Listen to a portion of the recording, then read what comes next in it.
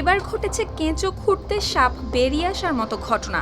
বলছিলেন আমার ট্যালেন্ট আছে, ওদের নেই। তবে প্রতিদ্বন্দ্বীদের খোঁচা দিয়ে এমন মন্তব্য সামনে আসতেই সামাজিক যোগাযোগ মাধ্যমে উঠে এসেছে তার গলফ ক্যারিয়ার জুড়ে ঘটা প্রতারণার পুরনো সমস্ত অভিযোগ।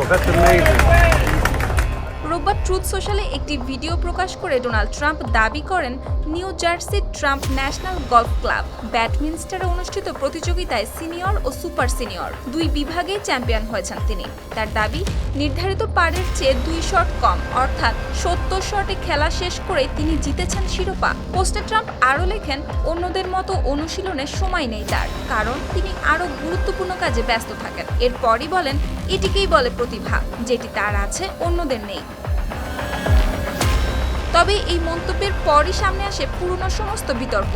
ক্রীড়া লেখক রিক রাইলি তার কমান্ডার ইন চিট বইয়ে তুলে ধরেছেন ট্রাম্পের বিরুদ্ধে গলফে প্রতারণার একাধিক অভিযোগ। 2016 সালে একই ধরনের অভিযোগ করেছিলেন হলিউড অভিনেতা স্যামুয়েল এল জ্যাকসনও।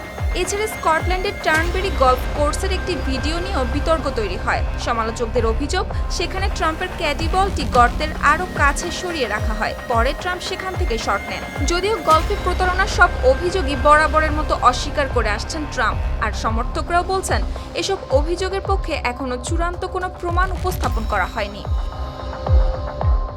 সুপ্তি রায়, RTV।